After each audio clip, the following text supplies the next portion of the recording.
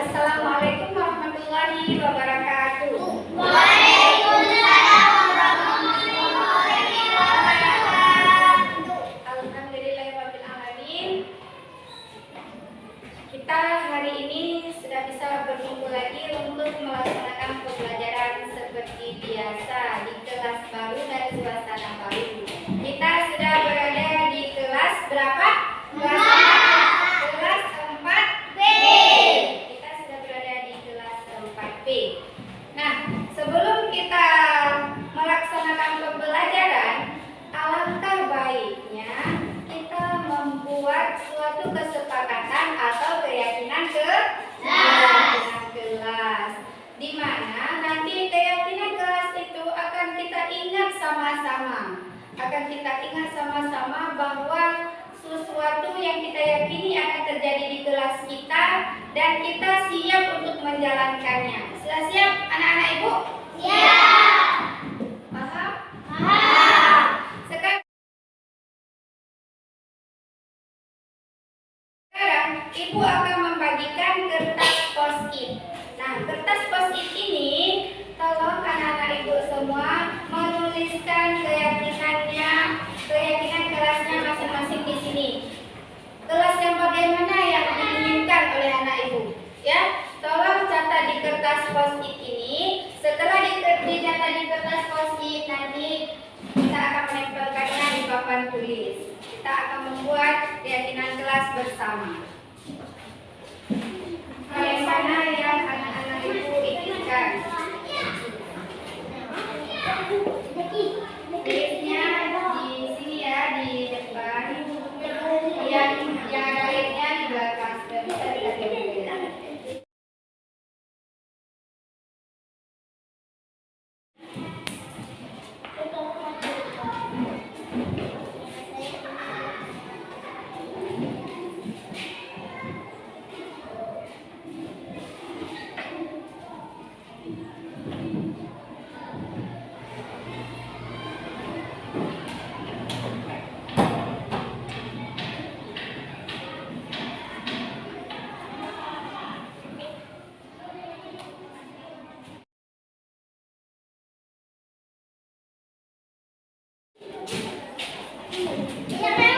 Ya, boleh.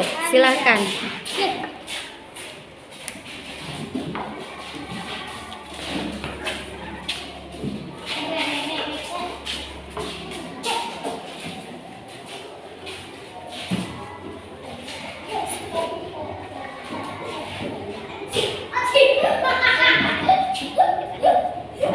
Senang sekali ya. Kita membuat keyakinan kelas bersama.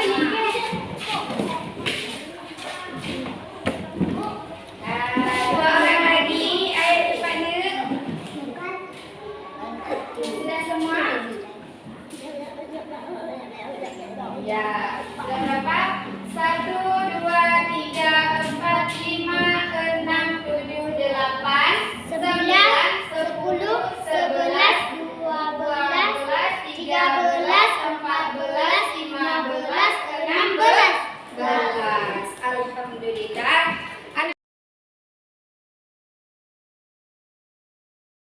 Sudah menuliskan keyakinan kelasnya masing-masing.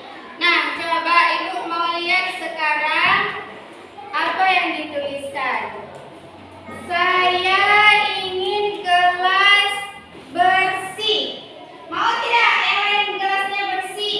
Mau. Kalau mau berarti kita tuliskan di sini keyakinan kelas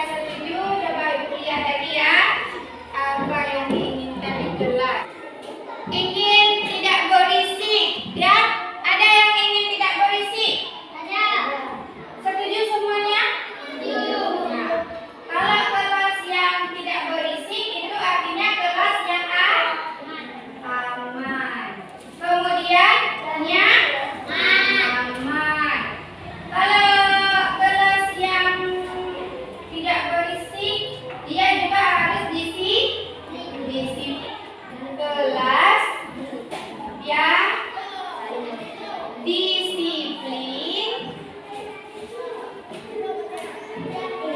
aman, dan nyaman. Setuju?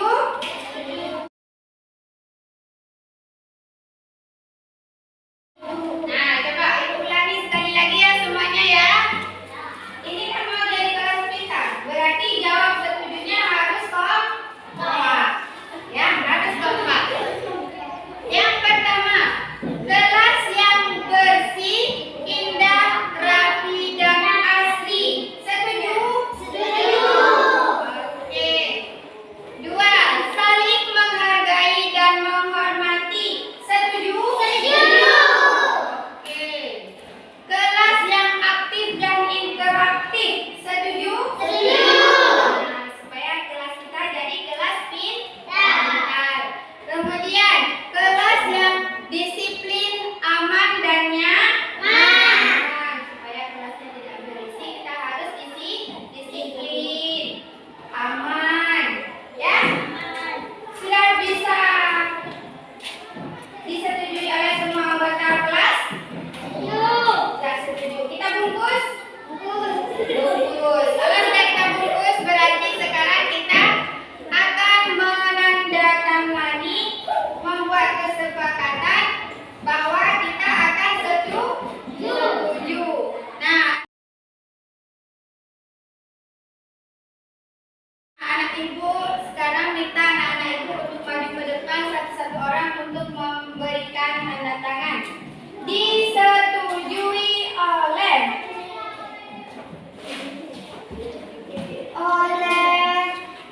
anggota kelas. Ya, anggota kelas. Satu, tanda tangannya di sini ya. Nomor dua, tanda tangannya di sini. Dua, tiga, memberikan tanda tangan tanda setuju. Silakan maju ke depan dan berikan tanda tangan.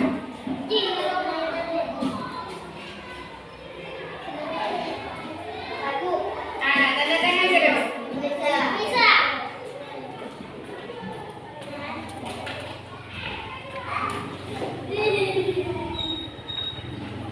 Nah, Syawal sudah memberikan tanda persetujuan.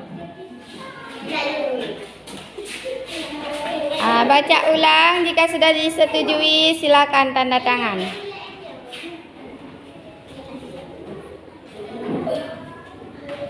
Yang lain, ayo semuanya. Yang sudah setuju. Coba, jika sudah disetujui silakan ditanda tangan ya.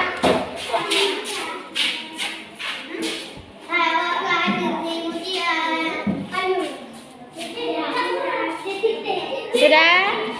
Yang sudah siap boleh kembali ke tempat duduk.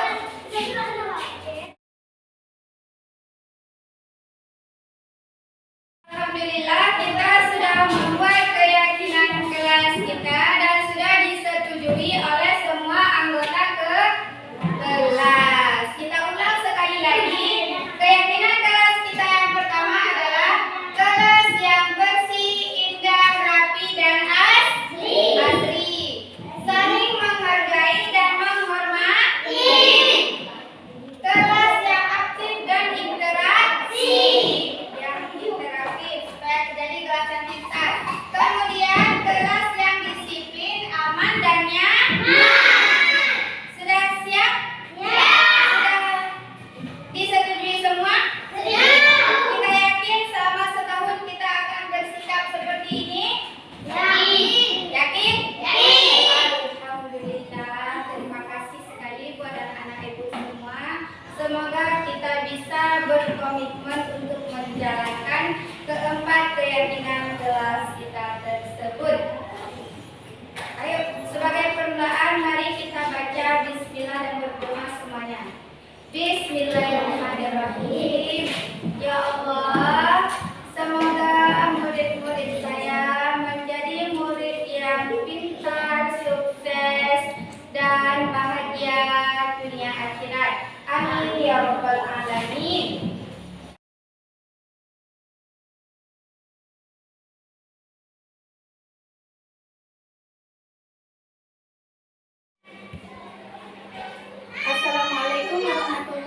wabarakatuh. Alhamdulillahirabbil alamin wassalatu wassalamu ala asyrafil anbiya'i wal mursalin wa ala alihi wa sahbihi ajma'in. Allahumma shalli ala sayyidina Muhammad wa ala ali sayyidina Muhammad. Alhamdulillah, kita ucapkan puji dan syukur, kita panjatkan kehadirat Allah Subhanahu wa taala yang telah memberikan kita kesempatan untuk berkumpul di ruangan kantor yang sangat sederhana ini. Guna dan maksud ialah untuk terus belajar dan belajar dan terus belajar, meningkatkan ilmu pengetahuan kita semua. Nah, yang saya hormati Bapak Kepala Sekolah dan yang saya muliakan Bapak dan Ibu guru semuanya yang sudah berhadir maupun yang tidak berhadir di ruangan ini. Hari ini kita akan belajar tentang mengenal budaya positif.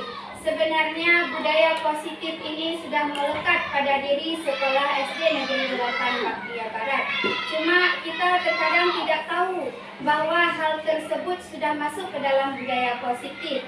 Contohnya, Bapak Ibu ketika datang ke sekolah ada tidak memberi salam ketika jumpa dengan murid-murid?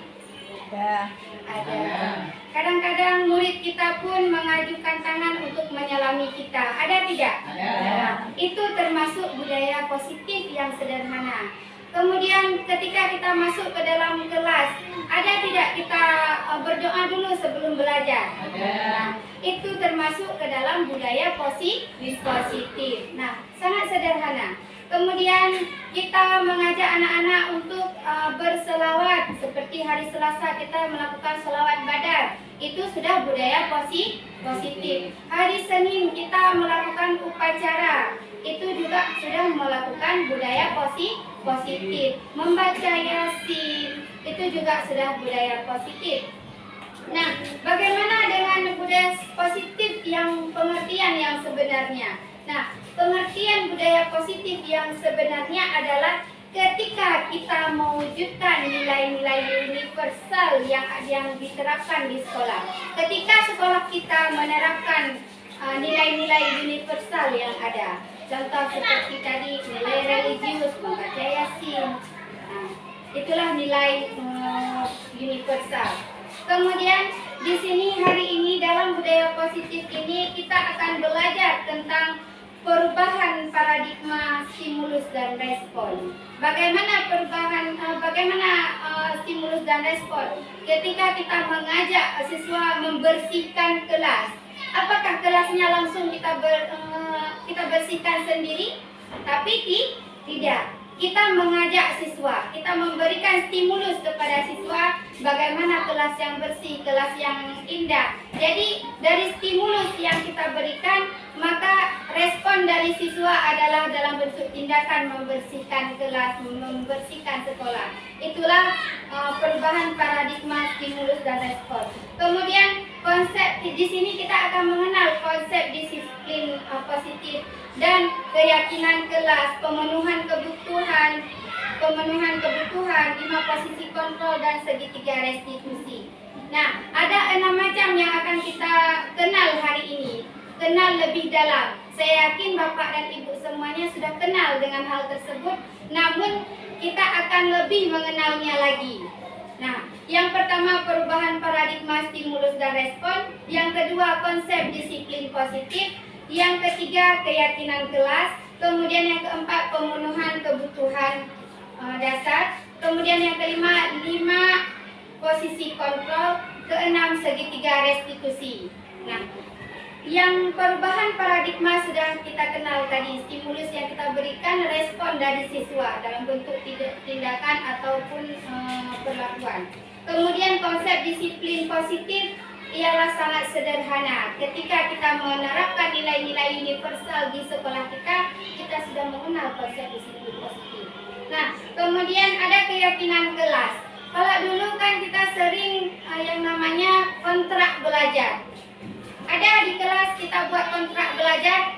Nah, kalau kontrak belajar Bapak Ibu itu masih masuk ke dalam hukuman. Ketika murid melanggar peraturan kelas, maka ini hukumannya.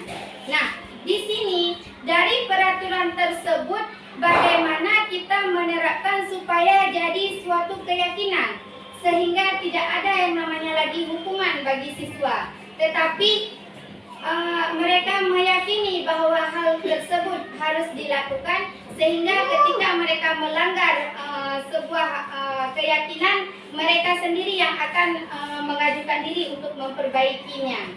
Tidak ada yang namanya konsep hukuman lagi.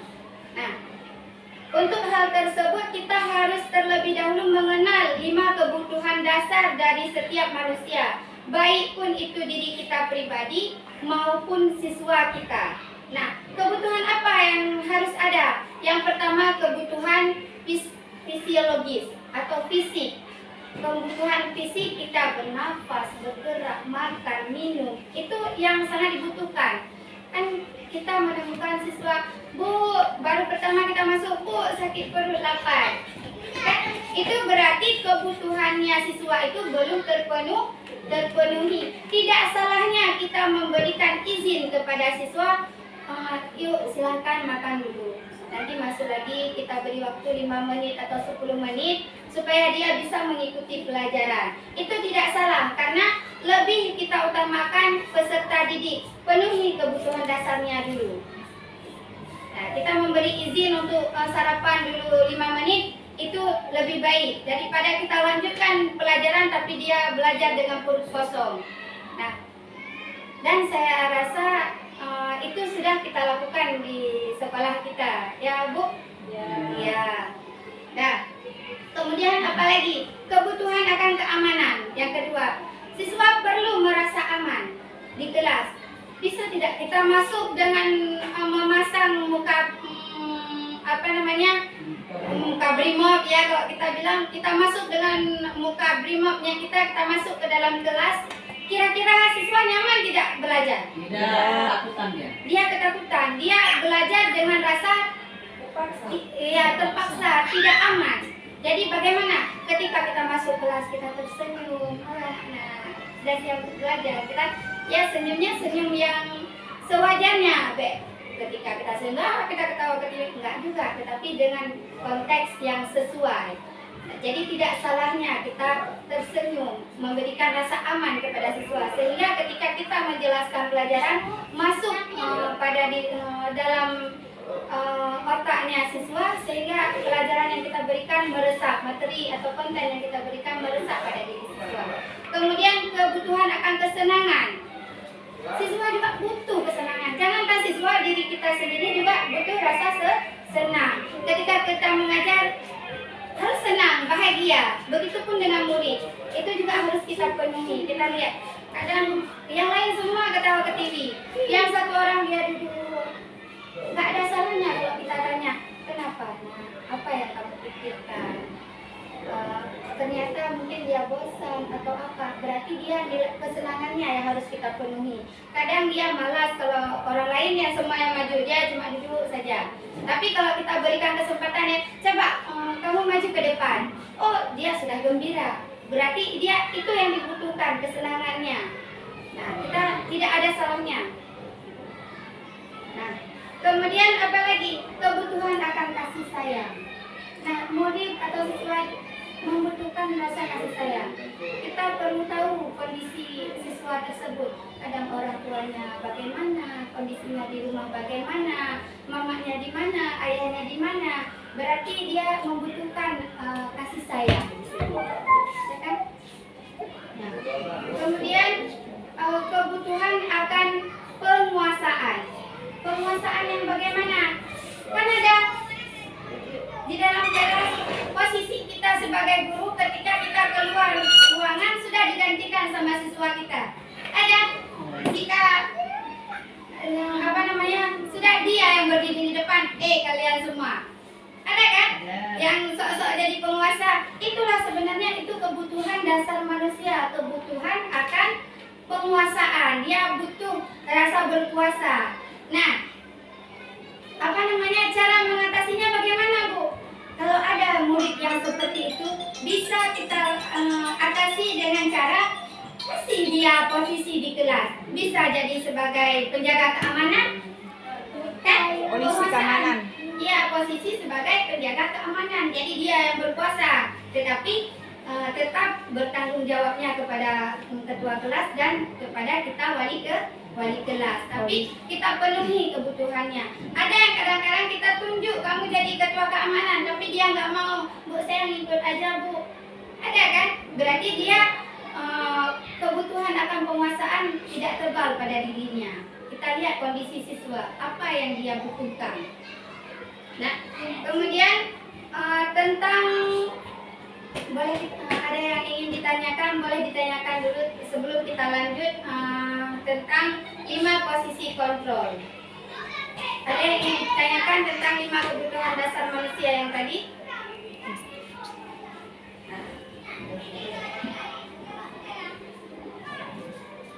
Boleh, silakan Ibu Mariani.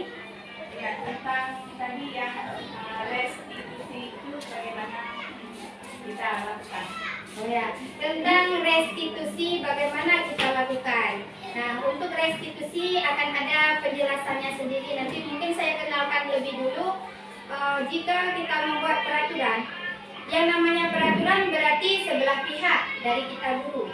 Nah, peraturan itu ketika misal datang terlambat, maka dia harus berdiri di pagar, di luar pagar, kemudian membersihkan kamar mandi. Nah, itu masih menerapkan konsep hukuman. Ketika kita buat kesepakatan, ini kesepakatan kelas kita.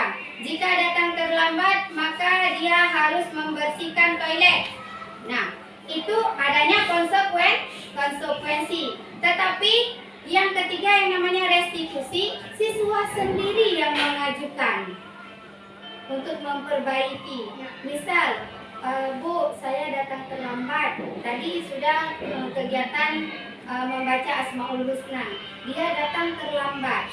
Nah, apa yang dia tawarkan? Bu, saya sudah datang terlambat. Saya akan membaca Asmaul Husna sendiri, Bu, di sini. Yang lain sudah masuk kelas. Dia tinggal sendiri untuk membaca Asmaul Husna. Bisa tidak? Bisa. Itulah restitusi. Siswa sendiri yang mengusulkannya. Jangan nanti ketika ada siswa yang telah mengikuti pembiasaan misalnya Asmaul Husna, yang lain tadi membaca Asmaul Husna, tapi karena dia telat, dia disuruh lari keliling lapangan 5 kali. Sesuai tidak?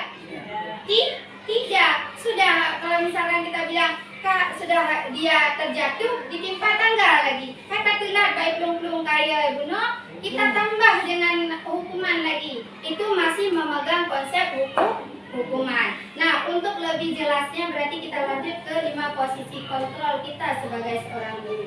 Posisi kontrol yang pertama, ada guru menerapkan posisi kontrolnya sebagai penghukum. Kalau penghukum, hai, kamu sudah salah, ini hukumanmu. Itu masih menempatkan diri sebagai penghukum. Kemudian yang kedua apa? Pembuat rasa bersalah. Nah, kamu tidak sayang sama ibu, sudah capek-capek mengajarkan, tapi kamu tidak mengikuti. Itu posisi kontrol sebagai pembuat rasa bersalah. Nah, enggak sayang kamu sama mama, sudah membersihkan baju, memberikan jajan, ayah sudah memberikan jajan, kamu sekolah enggak belajar. Itu kita menempatkan diri pada posisi kontrol yang kedua, pembuat rasa bersalah. Nah, yang ketiga, sebagai teman. Bagaimana sebagai teman? Kita menempatkan diri sebagai posisi teman. Murid bisa curhat sama kita. Murid bisa tidak takut dengan kita. Kita tidak menghukumnya, tetapi cuma mengingatkan seolah seperti teman. Baik tidak? Ada dalam satu kondisi kita bisa menjadi teman bagi murid. Ya, ketika dia sudah terdesak, sudah kita rasa ketakutan, kita bisa menjadi teman supaya dia bisa curhat sama kita. Kita bisa menempatkan diri pada posisi teman. Nah, nanti kita gabung ya. Nah, kemudian yang keempat adalah posisi sebagai pengontrol. Jam ini harus siap. Jika tidak siap, ibu tunggu di sini sampai siap. Itu kita menempatkan diri pada posisi pengontrol. Apa kesalahanmu? Ini. Berarti ibu akan melihat kamu sedang memperbaikinya atau belum.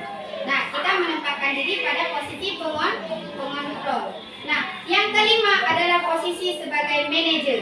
Nah, sebenarnya dari kita sebagai pendidik, kita diharapkan menempatkan diri pada posisi manajer. Kita manajer, seorang manajer kita mengatur anak tetapi tidak memaksa. Anak melakukan apa yang kita perintahkan tetapi tidak dalam keadaan terpaksa. Itulah posisi sebagai manajer.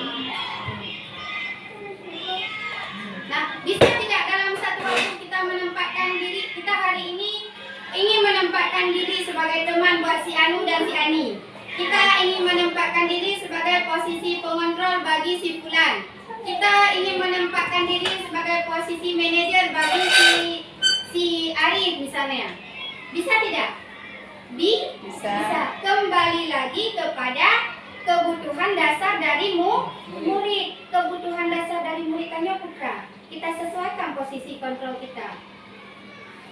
Bisa dalam satu waktu kita menempatkan diri pada posisi yang tiga ini. Tapi alangkah baiknya supaya kita menghindari posisi kontrol yang pertama dan yang kedua, yaitu sebagai penghukum dan pembuat rasa bersalah.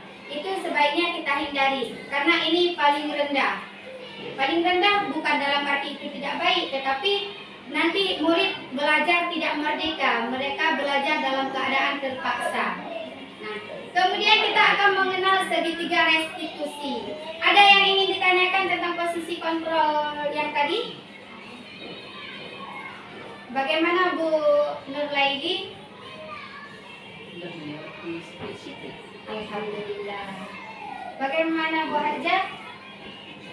Alhamdulillah. Semoga ini bukan saya mengajarkan, tetapi karena materi ini sudah saya temukan dalam guru-guru penggerak, jadi saya ingin berbagi dengan ibu-ibu rekan sejawat semuanya. Sebenarnya ada guru-guru di sini, guru senior, sebenarnya ini sudah diajarkan, semuanya sudah tahu. Kita sudah tahu, cuma kadang kita nggak tahu bahwa itu namanya kita nggak tahu bahwa namanya itu. Misalnya kita tahu itu sero, tapi kita nggak tahu kegunaannya, kita tahu, cuma pemakaiannya kita tahu, cuma kita nggak tahu namanya. Ya kan? Ya, cuma kita belum tahu, oh itu namanya penghukum, itu namanya pembuat rasa bersalah. Oh saya menjadi teman sama murid, oh berarti posisi kontrolnya sebagai teman, cuma kita nggak tahu namanya apa. Kita sudah kenal orangnya, tapi nggak tahu siapa namanya. Orangnya kenal, tapi nggak sih? Nah dia tinggalnya di sini, tapi saya nggak tahu namanya siapa. Sudah, kita lanjut ke materi kita yang terakhir, segitiga restitusi. Nanti di segitiga restitusi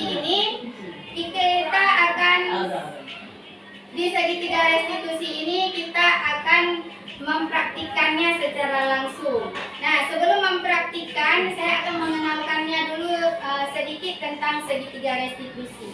Dalam segitiga restitusi ada tiga sisinya. Sisi yang pertama kita menstabilkan keadaan. Sisi yang kedua memvalidasi tindakan yang salah. Kemudian yang terakhir pada posisi seperti ini namanya keyakinan kelas, keyakinan yang kita yakini. Nah, dalam posisi kontrol ini kita kembali lagi ke materi kita yang ketiga tentang keyakinan kelas. Kita membuat keyakinan kelas atau bisa keyakinan kelas, bisa keyakinan sekolah. Nah, setelah ada keyakinan dalam penerapan sehari-hari, jika ada siswa yang melanggar keyakinan tersebut, kita terapkan segitiga restitusi. Bagaimana segitiga restitusi yang kita lakukan jika murid melakukan suatu kesalahan? Yang pertama kita lakukan adalah menstabilkan keadaan. Apa yang kita lakukan dalam menstabilkan keadaan? Kita membuat keadaan jadi stabil. Kan dia sudah salah, dan dia sudah merasa sangat bersalah. Kita stabilkan keadaannya dia dengan semua manusia tidak ada yang sempurna. Semua orang pernah berbuat salah. Itu saja yang kita katakan sudah menstabilkan keadaan. Tadi kan dia sudah takut karena sudah dipanggil misalnya ke ruang guru, pastilah dia sudah takut. Namun ketika kita mengucapkan kata-kata semua manusia nggak ada yang sempurna, semua pasti pernah berbuat salah. Ketika kita mengatakan hal demikian, kita berarti sudah menstabilkan keadaan. Dia sudah tenang lagi. Berarti ibu tidak menyalahkan saya. Ibu tetap membela sih. Nah, padahal dia udah salah, tetapi kita pesannya membela, ya kan? Kemudian memvalidasi tindakan yang salah. Memvalidasi tindakan yang salah bagaimana? Kita lihat keyakinan kelas, bagaimana kita tanyakan. Menurut kamu misalnya dia seorang siswa mengejek temannya, kita tanyakan, menurut kamu mengejek teman itu dibenarkan? Tidak melanggar keyakinan kelas kita, tidak melanggar, sudah dijawabkan. Itu memvalidasi tindakan yang salah. Dia sudah tahu berarti di situ tindakannya yang salah dalam keadaan mengejek itu. Kemudian menanyakan keyakinan. Apa keyakinan kelas kita? Menghormati sesama atau menghormati orang lain, dalam artian tidak boleh saling mengejek dan menghina. Nah, disitulah letak keyakinannya. Cuma ada 3 tahapan dalam segitiga restitusi. Nah, untuk lebih jelasnya kita akan mempraktikkan bersama segitiga restitusi. Baik, di sini sudah ada satu materi tentang seorang murid yang menangis karena diejek oleh temannya. Yang satu mengejek, yang satu yang diejek, yang seorang jadi guru. Kita akan praktik segitiga restitusi bersama supaya lebih menambah pemahaman kita. Jadi untuk hari ini materi kita sampai di sini. Lebih dan kurang saya mohon maaf. Masih ada yang perlu ditanyakan Bapak Ibu semuanya? Boleh satu orang untuk merefleksi apa yang bisa diingat hari ini? Bisa. Kami sudah memahami tentang Boleh, baik. Aja. keyakinan kelas. Lagipun kami sudah memahami tentang segitiga restitusi. Semoga bisa diterapkan dalam kelas. Ibu Hera masih ingat kan dengan kebutuhan dasar manusia? Insya Allah. Kita manusia perlu fisik, kebutuhan fisiologis. Bu salah, kita butuh kesenangan. Kita butuh keamanan. Kita butuh apa lagi? Rasa cinta dan kasih sayang, disayang sama guru. Anak-anak juga butuh itu kan. Kemudian adalah penguasaan. Kadang-kadang murid kita perlu penguasaan. Kita berikan tapi sewajarnya. Jangan sampai dia yang berkuasa, kita yang ditindas kan. Tidak juga demikian ya. Jadi cukup sekian materi hari ini. Semoga setelah melakukan refleksi dapat lebih diingat lagi sehingga bisa kita terapkan sama-sama. Di sini kita belajar sama-sama. Semoga kita bisa bergerak dan menggerakkan secara bersama. Seperti dibilang bahwa jika kita menyapu dengan satu lidi, niscaya sampahnya tidak akan bisa terangkat. Namun jika kita menyapu dengan satu ikat lidi, maka insya Allah sampah akan terangkat. Itu namanya bersatu kita teguh, bercerai kita runtuh. Iya, mantap. Poinnya. Iya, itulah nilai kolaborasi. Kalau dalam Merdeka Mengajar itu namanya nilai kolaborasi. Sekian dari saya hari ini, kita akan praktik bersama segitiga restitusi. Semoga bisa menambah ilmu dan pengetahuan dan pengalaman bagi kita semua. Assalamualaikum warahmatullahi wabarakatuh. Waalaikumsalam.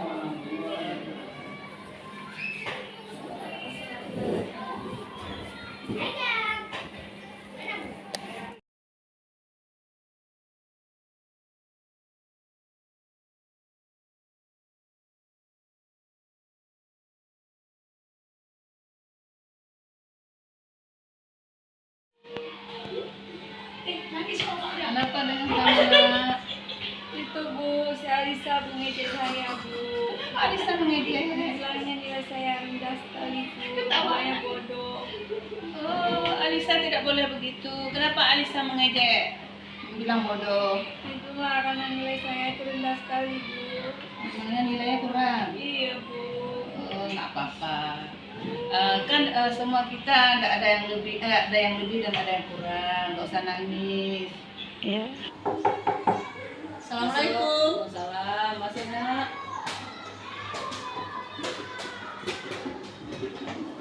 Ibu dengar-dengar Alisa mengejeknya Amira. Apa benar? Iya, Bu. Kenapa Alisa mengejek Amira?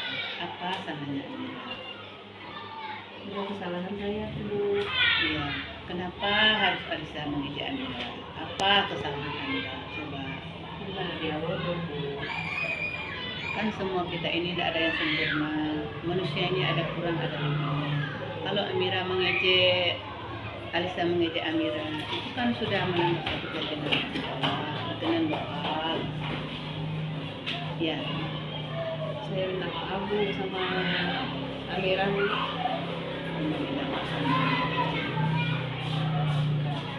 Dan daripada minta maaf itu, apa yang lebih baik lagi buat Amira?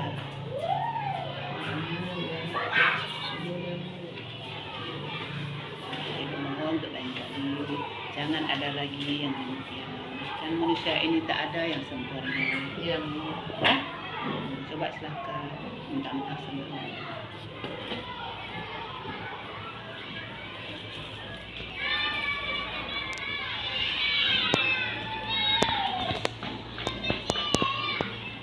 Amira, minta maaf ya. Sudah mengejek Amira ya. Iya, Lia. Ini Bisa-bisa karena jangan, terima kasih saya ya. bisa-bisa jangan lagi, Lia. Iya. Rajin-rajin belajar ya. Iya.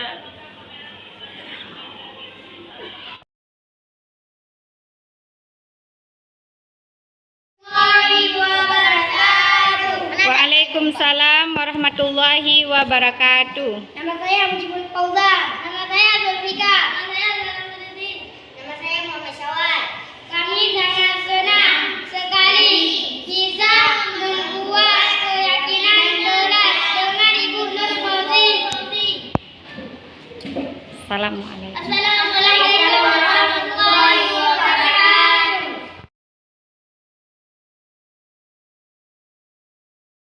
Assalamualaikum warahmatullahi wabarakatuh. Waalaikumsalam warahmatullahi wabarakatuh. Nama saya Mariani, guru SD Negeri 8 Baktia Barat. Saya sangat senang sekali melihat perkembangan dari rekan sejawat kami, yaitu Ibu Nur Fauzi yang sudah menerapkan segitiga restitusi dalam membuat keyakinan kelas. Melihat Ibu Nur Fauzi menerapkan segitiga restitusi yang begitu menyenangkan, saya juga berniat untuk menerapkannya di kelas bersama siswa. Demikianlah tanggapan saya. Assalamualaikum warahmatullahi wabarakatuh.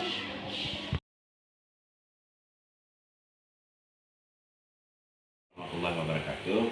Nama saya Amri SPD. Saat ini saya bertugas sebagai Kepala SD 8 Baktia Barat. Dalam hal ini sedikit saya akan menyampaikan tentang perkembangan Nur Fauzi dalam melakukan selama ini dia sudah menjadi calon guru penggerak angkatan 8. Saat ini dia sedang melakukan pendidikan. Salah satu yang sudah dia terapkan adalah budaya positif di sekolah. Dalam hal ini perkembangan yang luar biasa, perubahan yang ada di SD yang sedang kami pimpin ini, mudah-mudahan ilmu yang sudah dia dapatkan itu bisa diturunkan atau bisa dikembangkan kepada teman-teman yang lain. Mengingat guru di SD 8 Baktia Barat juga masih banyak yang belum lulus menjadi calon guru penggerak. Harapan saya sebagai kepala sekolah, mudah-mudahan teman-teman yang lain, guru-guru yang lain bisa mengikuti jejak Nur Fauzi yang telah lulus. Dan insya Allah untuk angkatan 10 ini ada teman-teman atau guru-guru kami yang akan lulus menjadi guru penggerak. Hanya ini mungkin. Terima kasih. Assalamualaikum warahmatullahi wabarakatuh.